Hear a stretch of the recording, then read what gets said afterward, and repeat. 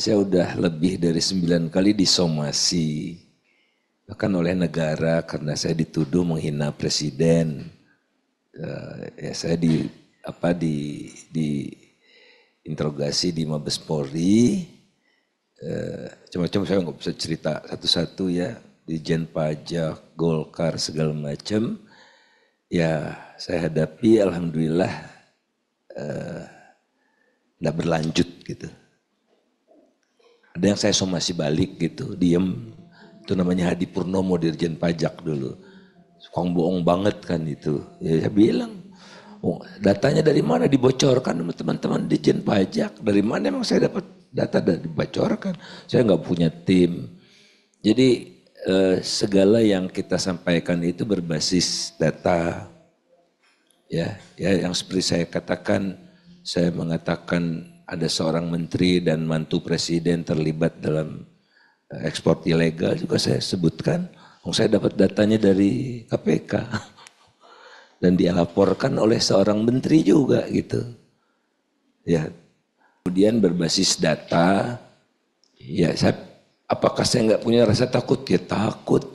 Pernah disomasi oleh Peter Gonta. Waktu itu saya mengkritik Chandra Asri, dapat perlindungan dari pemerintah besar sekali. Pengacaranya Hotman Paris Hutapea. Waduh, ini saya naga-naganya mau dibangkrutkan sebagai pribadi gitu kan. Intinya apa sih?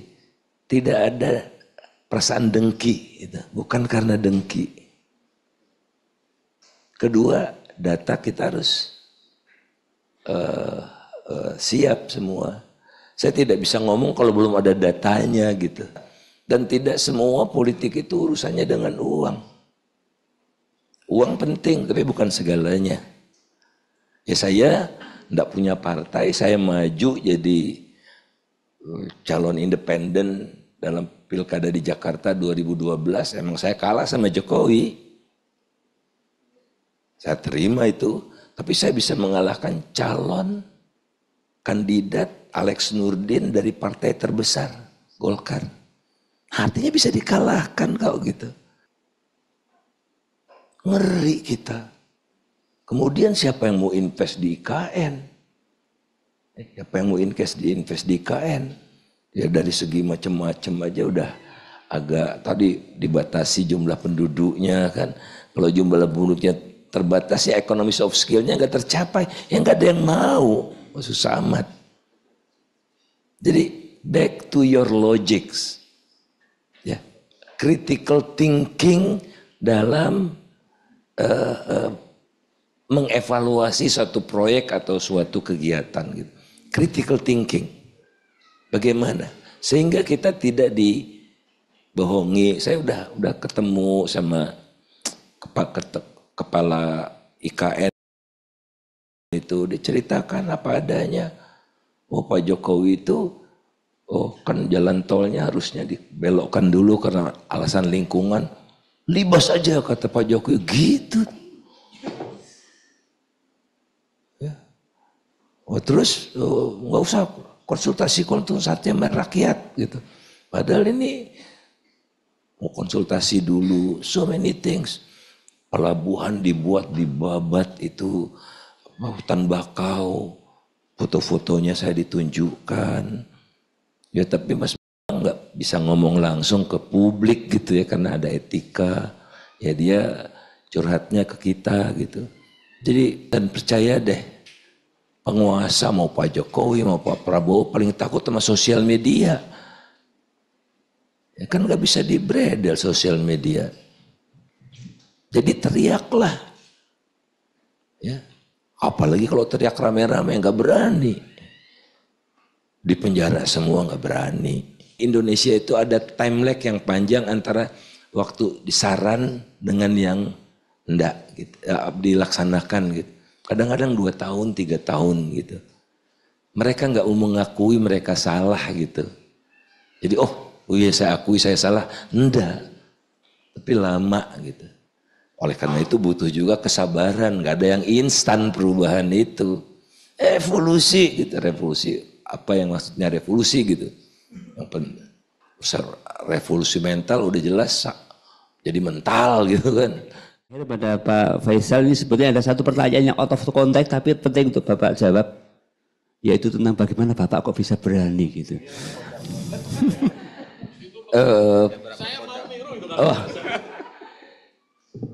ya kan teman-teman juga barangkali informasinya terbatas tentang saya. Saya udah lebih dari 9 kali disomasi bahkan oleh negara karena saya dituduh menghina presiden. Ya saya di interogasi di Mabes Polri. Cuma saya nggak bisa cerita satu-satu ya, Dijen Pajak, Golkar segala macam. Ya saya hadapi, alhamdulillah nggak berlanjut gitu. Ada yang saya somasi balik gitu, diem. Itu namanya Hadi Purnomo, Dirjen Pajak dulu.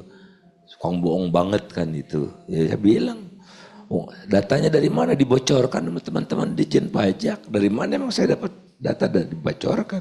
Saya nggak punya tim. Jadi segala yang kita sampaikan itu berbasis data. Ya yang seperti saya katakan, saya mengatakan ada seorang menteri dan mantu presiden terlibat dalam ekspor ilegal juga saya sebutkan. Saya dapat datanya dari KPK dan dia laporkan oleh seorang menteri juga gitu.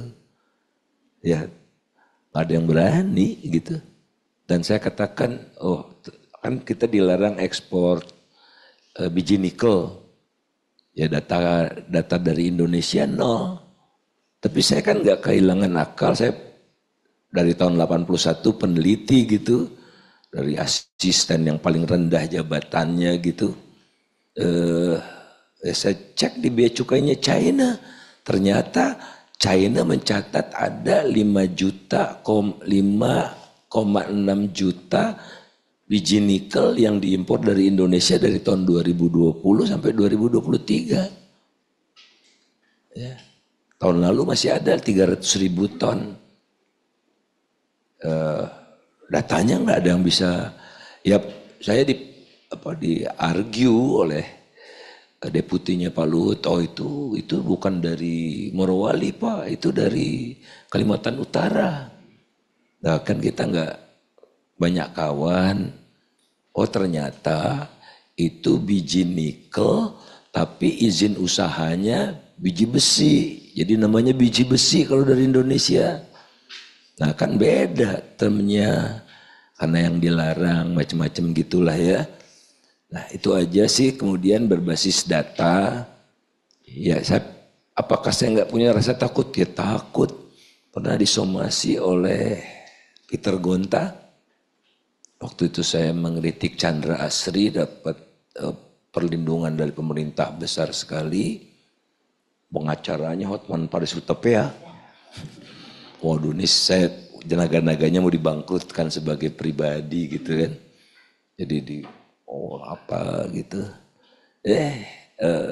Saya hadapi, ya akhirnya justru Pak Peter Gonta yang minta maaf ke saya. Maaf Faisal, macam-macam gitulah ya. Tapi intinya apa sih? Tidak ada perasaan dengki, gitu. Bukan karena dengki.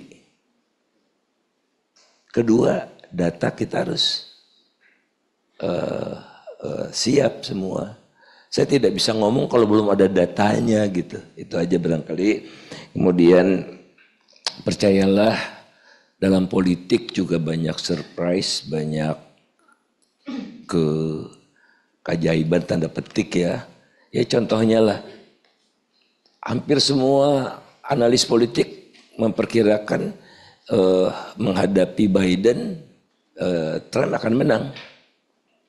Tiba-tiba Bidennya mundur. Sekarang di atas angin Kamala Harris. Langsung dana masuk mengalir semua gitu. Karena risiko punya Presiden Trump di mata pebisnis dan masyarakat Amerika lebih besar gitu. Jadi ya tinggal bagaimana kita market clearing gitu. Tidak saya tidak bisa tunjukkan semua tadi ada di bahan saya itu ada pendelem. Bagaimana pendelem di kita itu jalan terus gitu. Kalau di Indonesia ini dari ekstrim kiri, bung, pindah ekstrim kanan berhenti, nggak gini gitu, nggak mencari keseimbangan. Ya proses inilah yang saya rasa kaula muda, terutama Gen Z dan seniornya itu market clearing di pasar politik. Saya diundang September kalau nggak salah, pertengahan September oleh salah satu universitas di Makassar itu tentang entrepreneurship. Saya bilang saya bukan ahli entrepreneurship, gak punya ilmu. Ya tapi saya bersedia kalau sesuai dengan apa yang saya punya, ada pengetahuannya. Nah dalam perspektif saya, entrepreneurship itu akan kabur, akan remang-remang kalau illiberal. Itu merusak entrepreneurship. Anda cita-cita jadi pengusaha, kalau tender Anda harus nyogok. Rusak nilai moralitas. Kalau enggak nyogok nggak bakal menang. Oh Anda tidak punya backing orang dalam, ordal. Kan anak muda nih ordal. Ya. Itu gitu. Ordal. Nah anak muda tuh nggak mau ordal gitu. Harus sendiri gitu kan. Nah kenapa Anda ditanamkan nilai-nilai profesionalisme, etika, moral, core inti gitu, core value yang dalam situasi seperti sekarang terancam. Wah nggak mau. Tapi ayo kita perjuangkan. Saya bertemu dengan seorang ibu, dengan orang tuanya, dengan anaknya sekaligus. Nah anaknya ini ngurusin susah. Kata ibunya jangan nyogok nak. Walaupun banyak polisi jahat, tapi niscaya masih ada polisi yang benar. Suatu ketika ketemu polisi benernya, Anda nggak pakai nyogok. Nah itu dia. Komitmen itu. Ya pasti ada pengorbanannya. Kalau di Jakarta Anda harus kesering ke Dan Mogot. Tes, gagal, ya balik lagi 2 minggu lagi. Ya memang ada ongkosnya. Nggak ada perjuangan yang nggak ada ongkos gitu. Ini yang saya lihat udah muncul. Dan inilah yang bisa menjadi modal dasar bagi perubahan itu. Kesadaran untuk mengatakan tidak kepada yang tidak benar. Untuk segala macam apapun. Melanggar lalu lintas, sogok aja polisinya. Jangan. Nah, lapisan masyarakat ini makin tebal menurut saya. Nah, udah setelah itu buat komunitas gitu yang membuat confidence kita makin tinggi. Ada komunitas macam-macam di kalangan anak muda, ada duta anti apa, duta anti apa, duta anti apa gitu-gitu. Itu bahkan mereka sampai jadi duta buat dunia internasional gitu. Mewartakan hal-hal yang membawa optimisme. Nah kemudian sekali lagi cycle politik kita bisa berubah cepat. Cycle-nya itu pendek sekali. Ya politisi-politisi ini yang di atas angin dalam nggak sampai 5 tahun kuyup. Ya. Entah skandal korupsi, entah skandal macam-macam deh gitu. Itu cepat. Jadi Anda jangan putus asa dan tidak semua politik itu urusannya dengan uang. Uang penting tapi bukan segalanya. Ya saya enggak punya partai, saya maju jadi calon independen dalam pilkada di Jakarta 2012, emang saya kalah sama Jokowi. Saya terima itu, tapi saya bisa mengalahkan calon kandidat Alex Nurdin dari partai terbesar, Golkar. Artinya bisa dikalahkan kau gitu. Tanpa jual aset apapun. Ya memang saya jual rumah karena yang nawar bagus, jual rumah 1 dapat rumah 2 di lokasi yang bersama. Jadi saya tambah kaya habis pilkada, nggak pakai duit sama sekali gitu dari jual aset gitu ya. Jadi di Jogja ini saya udah ketemu dengan politisi-politisi muda juga dari lintas partai. Saya tanamkan tuh hal seperti ini, kolaborasi. Itu yang kami nggak punya, teman-teman punya kolaborasi. Karena saya dari SD, dari TK barangkali sampai universitas nggak ada tugas kelompok tuh nggak ada. Semua tugas individu. Kami tidak diajarkan oleh Pak Harto untuk bekerja sama gitu. Jadi lebih individualis kami dan terbatas kalian. Saya misalnya di salah satu kampus UNY kalau nggak salah itu yang menang lomba mobil balap, mobil kayak F1 gitu ya dari listrik itu anggotanya tuh timnya itu dari berbagai fakultas. Wih keren, ada dari fakultas hukum juga macam-macam gitu. Jadi jurusan makin gak begitu penting. Yang penting kemampuan menyelesaikan persoalan, kolaborasi gitu, dan deal dengan masyarakat. Ya, perusahaan-perusahaan besar itu menghargai sekali kalau Anda sudah terlatih kerja dengan masyarakat gitu. Terakhir barangkali terkait dengan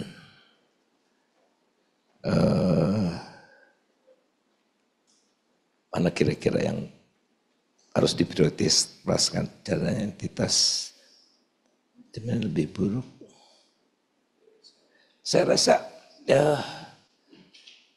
ya Indonesia sih dalam secara umum gitu ya baik di mata dunia, yang jelek ada, yang baik juga ada gitu. Tapi kalau untuk investor memang takut mereka karena cepat berubah gitu. Ini Anda bayangkan Shell yang pom bensin itu kan udah ada di mana-mana, terus muncul kebijakan pemerintah. Setiap retailer bensin harus punya penyimpanan sendiri. Ya kalau dulu ya pokoknya nyimpen di mana aja, dia nyewa gitu kan, fopak gitu.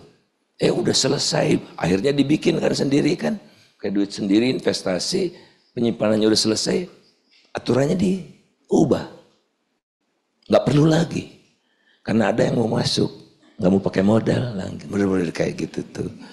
Terus ini investasi 10 miliar US dollar, bakal yang terbesar harusnya, Masela, gas.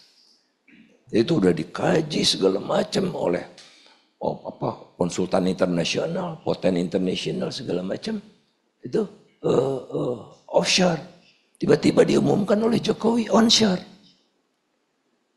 Begini-begini nih. Ngeri kita. Kemudian siapa yang mau invest di IKN? Siapa yang mau invest di IKN? Ya dari segi macam-macam aja udah agak tadi dibatasi jumlah penduduknya kan. Kalau jumlah penduduknya terbatas ya economies of skill-nya nggak tercapai. Ya nggak ada yang mau. Susah amat. Jadi back to your logics. Ya, critical thinking dalam mengevaluasi suatu proyek atau suatu kegiatan gitu. Critical thinking. Bagaimana? Sehingga kita tidak dibohongi. Saya udah ketemu sama kepala IKN itu, diceritakan apa adanya. Pak Jokowi itu kan jalan tolnya harusnya dibelokkan dulu karena alasan lingkungan. Libas aja kata Pak Jokowi gitu. Ya. Terus nggak usah konsultasi sama rakyat gitu. Padahal ini mau konsultasi dulu, so many things. Pelabuhan dibuat di Babat itu, hutan bakau, foto-fotonya saya ditunjukkan. Ya tapi Mas bisa ngomong langsung ke publik gitu ya karena ada etika. Ya dia curhatnya ke kita gitu. Jadi bagaimana agar kita mendorong agar market clearing itu jalan gitu. Semua transparan, akuntabel gitu. Dan percaya deh, penguasa mau Pak Jokowi mau Pak Prabowo paling takut sama sosial media. Ya kan gak bisa dibredel sosial media. Jadi teriaklah. Ya. Apalagi kalau teriak rame-rame gak berani. Di penjara semua gak berani. Ya. Jadi komitmen itu yang penting kita tuh ada di jalan yang benar. Berdasarkan basic value, tidak balas dendam, tidak dendam dan sebagainya. Insya Allah Indonesia akan berubah. Tapi yang bisa mengubah bukan kami. Ya Faisal, ya Pak Priot, Pak Aloy, ya biarkan apa gonggong lalu. Tapi yang mereka takuti adalah kalian yang muda-muda ini. That's your asset gitu, ya. Saya ngomong dari dulu nggak diperhatiin, walaupun ada beberapa yang perhatiin. Saya juga pernah bantu gitu setahun lebih bagaimana menciptakan konsep. Beberapa pemikiran saya udah dimasukkan juga di situ. Konsep Indonesia pasca Covid kan beda ya. Banyak yang diakomodir apa yang kami lakukan, bukan saya aja. Masih ada 2 orang lagi, satu dari guru besar dari Unpad, satu dekan Fakultas Ekonomi. Itu kita kerja tiap minggu, kita meeting gitu ya. Mengeluarkan satu pemikiran yang udah dilandasi oleh penelitian panjang gitu. Tapi akhirnya kandas, kita nggak tahu sampai mana, ya udah kita terima. Yang penting kita usaha mengembangkan. Karena tidak di Indonesia itu ada time lag yang panjang antara waktu disaran dengan yang enggak gitu, dilaksanakan gitu. Kadang-kadang 2 tahun, 3 tahun gitu. Mereka nggak mau mengakui mereka salah gitu. Jadi iya saya akui saya salah. Enggak. Tapi lama gitu. Oleh karena itu butuh juga kesabaran. Gak ada yang instan perubahan itu. Evolusi gitu. Revolusi. Apa yang maksudnya revolusi gitu. Revolusi mental udah jelas. Jadi mental gitu kan. Ya, tapi saya yakin insya Allah perubahan mendasar ini tidak dengan pengorbanan berdarah seperti tahun 98 gitu. Ya. Karena ada satu kekuatan yang 98 sama sekarang beda gitu. The power of Gen Z dan Gen X itu. Mudah-mudahan kita cuma nunggu aja komando dari kalian, kami akan ikut. Makasih.